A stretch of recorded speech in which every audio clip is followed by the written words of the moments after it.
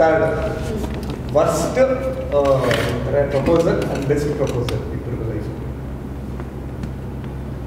Proposal ಯಾವತ್ತೂ worst ಆಗಲ್ಲ ನನ್ನ ಪ್ರಕಾರ. ಅಂದ್ರೆ ವರ್ಸ್ಟ್ ಅಂದ್ರೆ ಬೇಜಾರಾಗಬೇಕು ಅಂತ. ಬ್ರೇಕಪ್ ಆದರೆ ಬೇಜಾರಾಗಬೇಕು, ಪ್ರಪೋಸ್ ಅಂತ ಬೇಜಾರಾಗಬೇಕು.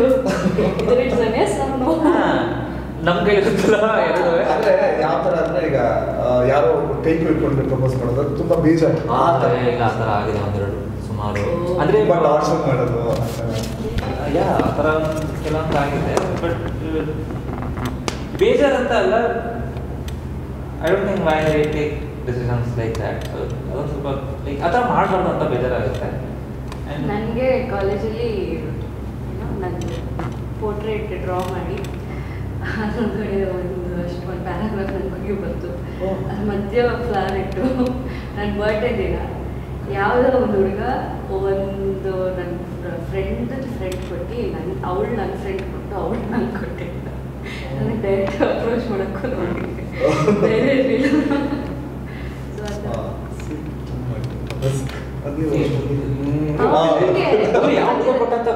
ಹೆಸರು ಗೊತ್ತಿಲ್ಲ, ಹುಡುಗನ ಹೆಸರು ಗೊತ್ತಿಲ್ಲ ನನಗೆ. ಆ ಹುಡುಗ ಹೇಗಿದ್ದಾನೆ ಅಂತಾನೆ ಗೊತ್ತಿಲ್ಲ. ಅಡ್ಮೈರಂತೆ ಅಷ್ಟೇ. ಇನ್ನೂ ಇದೆ ದೊಡ್ಡ ಕಾರ್ಡಲ್ಲಿ ಮಾತಾಡಿಲ್ಲ ನೋಡಿ, ಅವಕಾಶ ಇದೆ. ನೆನಪಲ್ಲಿಟ್ಕೊಂಡಿದ್ದಾರೆ ಗ್ರೇಟ್. ಅದು ಒಳ್ಳೇದು ಅಷ್ಟೇ, ಬೇಜಾರು ಅಷ್ಟೇ. ಪಾಪ ವ್ಯಕ್ತಿ ಹೆಸರೇ ಗೊತ್ತಾಗಿಲ್ಲ ಬೇಜಾರು. ಆದ್ರೆ ಖುಷಿ ವಿಷಯ ಎಷ್ಟು ಎಫರ್ಟ್ಸ್ ಹಾಕಿದ್ದಾರೆ. ಏನಾಯ್ತು? ಹೆಂಗ್ ಪ್ರಪೋಸ್ ಮಾಡಿದ್ರು? ಯಾಕೆ ಬೇಜಾರಾಗಿಲ್ಲ ಅಷ್ಟು? ಇಲ್ಲ, ಅಂದ್ರೆ ಬೇಜಾರು ವಿಷಯ ಅಂತ ಹೇಳಿದೆ, ಅಷ್ಟೊಂದು ಬೇಜಾರಾಗಂತ ಅಲ್ಲ. ಲೈಕ್ ಆ ಥರ ಮಾಡಬಾರ್ದು ಅಂತ. ಇವ್ರು ಬೇಜಾರು ಮಾಡಲ್ಲ. ನಾನು ಹೇಳಿದ್ನಲ್ಲ, ಮಲ್ಟಿಪಲ್ ಡೇಟಿಂಗ್ ಎಲ್ರಿಗೂ ಎಸ್ ಎಸ್ ಎಸ್ ಅಂದು ಯಾರಿಗೂ ಬೇಜಾರು ಮಾಡಲ್ಲ. ಹೌದು, ಅಲ್ಲ ನಾವು ನಿಜಾನೇ ನಾವು ತಮ್ಮನೇಲಿ ಹಾಕ್ಬಿಡ್ತೀವಿ. ನಮ್ಗೆ ಹೊರಗಡೆ ಏನಿರುತ್ತೆ ಅಷ್ಟೇ. ಏನೇನೂ ಆಗಲ್ಲ ಸರ್. ಅದನ್ನ ಮತ್ತೆ ರಿಸರ್ಚ್ ಮಾಡ್ತಾರೆ, ಗೊತ್ತಲ್ಲ ನಿಮ್ ಫ್ಯಾನ್ಸ್ ಅಂತ ಅವರೇ ನಿರೂಪಿಸ್ತಾರೆ. ತಲೆ ಕೆಡಿಸ್ಕೊಂಡು ಇಲ್ಲ, ನಾನು ಅದಕ್ಕೆ ಜಾಸ್ತಿ ತಲೆ ಕೆಡಿಸ್ಕೋದಿಲ್ಲ. People know me. Okay.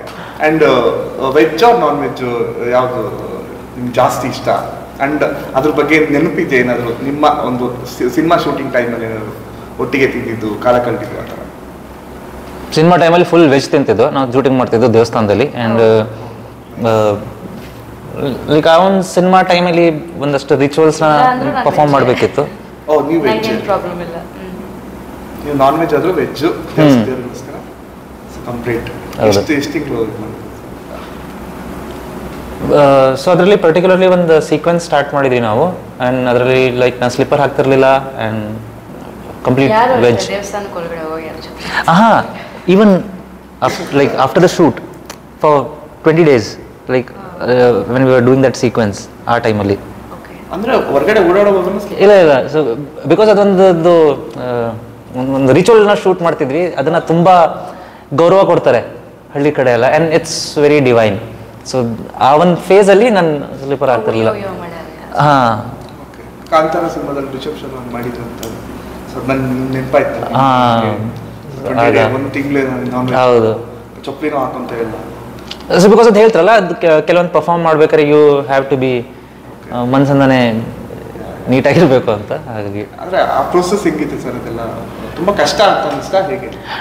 2 days ಕಷ್ಟ ಆಗುತ್ತೆ, ಆಮೇಲೆ ಅದೇ ರೂಟೀನ್ ಆಗೋಗುತ್ತಲ್ಲ. ಸೊ ನಿಮಗೆ ಅದು ನಾರ್ಮಲ್ ಅನ್ನಿಸ್ತಿರುತ್ತೆ, ಅಂಥದ್ದು ಕಷ್ಟ ಏನಾಗಲ್ಲ.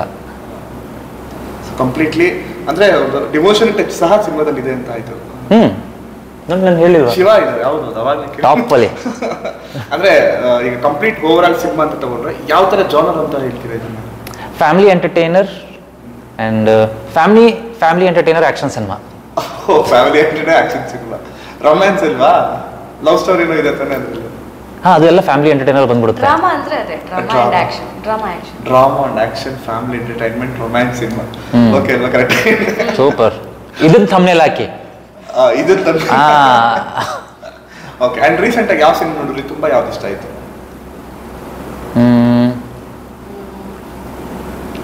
ರೀಸೆಂಟಾಗಿ ಮೋಸ್ಟ್ಲಿ ಇವತ್ತು ನೋಡಬೇಕು.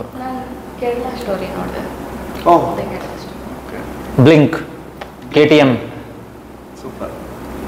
ಇನ್ನೂ ಚೆನ್ನಾಗಿ ಓಡ್ತಿದೆ ನೋಡಿ. ಹೌದೌದು, ಆ ಥರ ಹೊಸಬ್ರು ಗೆಲ್ಲಬೇಕು, Yes, ಬರ್ಬೇಕು ಮುಂದೆ ಹೊಸಬ್ರು. ಆ್ಯಂಡ್ ಭರ್ಜರಿ ಗಂಡು ಸಿನಿಮಾ, ಸೊ ಅಂದರೆ ಈಗ ನೀವು ಸ್ವಲ್ಪ ಹಳೆ ಕಾಲಕ್ಕೆ ಹೋದರೆ, ಸೊ ಆ ಥರ ಒಂದು ಟಚ್ ಇರೋವಂತಹ ಏನಾದರೂ ಮತ್ತೆ ಚಾನ್ಸ್ ಸಿಕ್ಕಿದ್ರೆ, ಸೊ ಆ ಥರ ಒಂದು ಸಿನಿಮಾ ಜಾನರ್ ಸಿಕ್ಕಿದ್ರೆ ಮತ್ತೆ ಮಾಡ್ತೀರಾ? Old is always gold. ಅಂದರೆ ಹೇಳ್ತಿಲ್ವ, the whole thing should come together, ಆ ಥರ ಒಂದು ಒಳ್ಳೆ ಇದಕ್ಕೆ. ಆ್ಯಂಡ್ ಈಗ ಕಾಂಪಿಟೇಷನ್ ಅಷ್ಟೊಂದು ಜಾಸ್ತಿ ಆಗಿದೆ, they so much of struggle. So obviously ಈಗ ಮಾಡೋ ಪ್ರತಿಯೊಂದು ಕೆಲಸನೂ ತುಂಬ ಯೋಚನೆ ಮಾಡಿ, ಜಡ್ಜ್ ಮಾಡಿ, ಕ್ಯಾಲ್ಕುಲೇಟ್ ಮಾಡಿ ಮಾಡಬೇಕು. ಆ್ಯಂಡ್ ಸಿನಿಮಾ ಥಿಯೇಟರಲ್ಲಿ ಈಗ ಒಳ್ಳೆ ಸಿನಿಮಾ ಅಂತಂದ್ರು, ಇವಾಗ ನೀವೇ ಹೇಳಿದ್ರಿ, ಈಗ ಬ್ಲಿಂಕ್ ಅನ್ನೋ ಒಂದು ಸಿನಿಮಾ ತಗೊಂಡೆ, 4th week ಹೋಗ್ತಾ ಇದೆ, ಬಟ್ ಅದಕ್ಕೂ ತುಂಬ ಎಫರ್ಟ್ ಆಗಿ ಪುಷ್ ಮಾಡಿರುವಂಥ ಸಿನಿಮಾ. ಅಂದರೆ ಜನಗಳು ಬರಬೇಕು ಅಂತ ಅದು ನೋಡಿ, ಸೊ ಅಂದರೆ ಅವರೇ ಎಚ್ಚೆತ್ಕೊಂಡು ಒಂದು 3 weeks ಆದಮೇಲೆ ಸ್ವಲ್ಪ ಫಿಲ್ ಆದಂಥ ಸಿನಿಮಾ.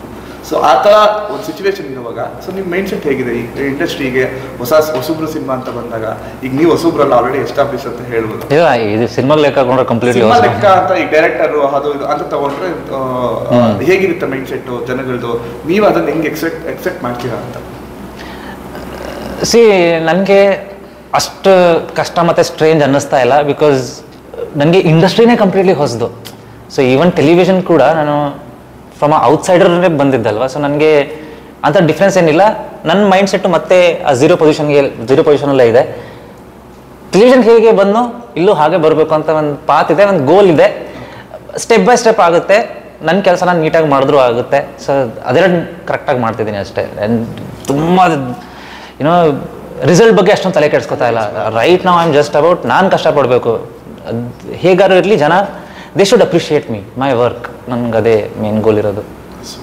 ನಿಮಗೂ ಸೇಮ್ ಪ್ರಶ್ನೆ, ಯಾಕಂದರೆ ನೀವು ಸೇಮ್ ಅದೇ ಥರ ಸಿನಿಮಾಗಳು ಆಲ್ರೆಡಿ ಮಾಡಿದ್ದೀರಾ, ಒಳ್ಳೆ ಸಿನಿಮಾಗಳು ಕೊಟ್ಟಿದ್ದೀರಾ. ಸೊ ನಿಮ್ಗೆ ಅದೇ ಪ್ರಶ್ನೆ ಕೇಳಿದ್ರೆ ಹೇಗೆ ಹೇಳ್ತೀರಾ? ಯಾವ ಥರ ಇದೆ ಮೈಂಡ್ ಸೆಟ್? ಸಿನಿಮಾ ದೊಡ್ಡದು ಚಿಕ್ಕದು ಅದು ಮ್ಯಾಟ್ರ್ ಆಗಲ್ಲ ಸರ್. ಕತೆ ಜನಕ್ಕೆ ಇಷ್ಟ ಆಗುತ್ತಾ, ಕತೆನ ಅವ್ರ ಮುಂದೆ ತಡ್ಕೊಂಡು ಹೋಗ್ತಾರ, ಥಿಯೇಟ್ರಲ್ಲಿ ದಿನಗಳನ್ನ ಜಾಸ್ತಿ ಮಾಡ್ತಾರೆ ಅಷ್ಟೇ. ವಾಟ್ ಅಬೌಟ್ ರಿಸಲ್ಟ್ ಅಂತ ಬಂದಾಗ ನಿಮ್ಮ ಮೈಂಡ್ ಸೆಟ್ ಹೇಗೆ? ನಮ್ಮ ಕೆಲಸ ನಾವು ಮಾಡಿದ್ದೀವಿ ಸರ್, 1 ವರ್ಷ 2 ವರ್ಷ ಶೂಟಿಂಗಿಗೆ, ಈ ಸಿನಿಮಾಗೆ ಡೆಡಿಕೇಟೆಡ್ ಆಗಿ. ಮಿಕ್ಕಿದ್ದು ರಿಲೀಸ್ ಆಗಿದ್ದ ದಿನದಿಂದ ನೆಕ್ಸ್ಟ್ ಕ್ಷಣದಿಂದ ಜನನೇ ಮುಂದೆ ತೊಗೊಂಡೋಗ್ಬೇಕು. ಅಲ್ಲಿ ಒಳ್ಳೇದಾಗಲಿ ನಿಮಗೆ. ಸರ್ ಫೈನಲಿ ನಿಮ್ಮ ಒಂದು ಸ್ಟೈಲಲ್ಲಿ ಸೊ ಪ್ರೇಕ್ಷಕರಿಗೆ ಒಂದು ಡೈಲಾಗ್ ಮುಖಾಂತರ ಸೊ ಒಂದು ಮಾತು ಹೇಳಬೇಕಂತ ನಮ್ಮ ಕೋರಿಕೆ. ಇವ್ರು ಏನು ಡೈಲಾಗ್ ಕೇಳಿದ್ದಾರೆ ಆ ಎಲ್ಲ ಡೈಲಾಗು ಸಿನಿಮಾದಲ್ಲಿದೆ. ದಯವಿಟ್ಟು 5ನೇ ತಾರೀಕು ಬನ್ನಿ, ಸಿನಿಮಾ ನೋಡಿ, ನಿಮ್ಮ ಆಶೀರ್ವಾದ ನೀಡಿ. ಡೈಲಾಗ್ ಹೇಳಿ ಸರ್. ಇಲ್ಲ ನೋಡಿ, ಆ ಡೈಲಾಗ್ ನೋಡ್ಬೇಕಾ? ದಯವಿಟ್ಟು ಸಿನಿಮಾಗೆ ಬನ್ನಿ, 5ನೇ ತಾರೀಕು ನೋಡಿ. ಅವರು ಬ್ಲಾಕ್ ಮಾಡ್ಬಿಡ್ತಾರೆ ಚಾನೆಲ್ ಆಮೇಲೆ. ಗೋಲ್ಡ್ ಆಗಿದ್ರೆ ಖಂಡಿತ ಗೋಲ್ಡ್ ಅಲ್ವಾ? ಇದೇ 5ನೇ ತಾರೀಕು ನಮ್ಮ ಸಿನಿಮಾ ಭರ್ಜರಿ ಗಂಡು ಎಲ್ಲ ಕಡೆ ರಿಲೀಸ್ ಆಗ್ತಾಯಿದೆ. ದಯವಿಟ್ಟು ನೋಡಿ. ನಿಮ್ಗೆ ಇಷ್ಟ ಆದರೆ ಆದಷ್ಟು ನಿಮ್ಮ ಫ್ರೆಂಡ್ಸ್ನು ಕರ್ಕೊಂಡು ಹೋಗಿ. ಆ್ಯಂಡ್ ಇಷ್ಟು ದಿನ ಏನು ಪ್ರೀತಿ ವಿಶ್ವಾಸ ತೋರಿಸಿದ್ರು, ಇನ್ನು ಮುಂದಿನ ತೋರಿಸ್ತೀರ ಅಂತ ಅಂದ್ಕೊಂಡಿದ್ದೀನಿ. ಆದಷ್ಟು ಬೇಗ ಸಿಗೋಣ. ಇದೇ 5ನೇ ತಾರೀಕು ನಿಮ್ಮ ಹತ್ತಿರದ ಚಿತ್ರಮಂದಿರದಲ್ಲಿ. ಎಲ್ಲರೂ ಸಿನಿಮಾ ನೋಡಿ ಪ್ರೋತ್ಸಾಹಿಸಿ. ಎಲ್ಲ Kiran Raj fans, all girls, all ladies, all ಅಜ್ಜೀಸ್. ಹುಡುಗರು ಇದ್ದಾರೆ, ಹುಡುಗರು ಇಲ್ವಾ? ನನಗೋಸ್ಕರ ಬನ್ನಿ. ಎಲ್ಲರೂ ಸಿನಿಮಾ ನೋಡಿ. ಫ್ಯಾಮಿಲಿ ಎಂಟರ್ಟೈನ್ಮೆಂಟ್ ಸಿನಿಮಾ, ಸಮಾಜಕ್ಕೊಂದು ಮೆಸೇಜ್ ಕೂಡ ಇದೆ. ಈಗ ಕರೆಂಟ್ ನಡೀತಿರುವಂಥ ನೀರು ಕೊರತೆ, ಅದ್ರ ಮೂಲಕನೂ ಒಂದು ಮೆಸೇಜ್ ಇದೆ ಸಿನಿಮಾದಲ್ಲಿ. ಸಿನಿಮಾ ನೋಡಿ ಖುಷಿಯಾಗಿ ಹೋಗಿ ಮನೆಗೆ. Thank you. All the best. ನೀವು ಒಳ್ಳೆಯದಾಗಿ. Thank you. Thank you.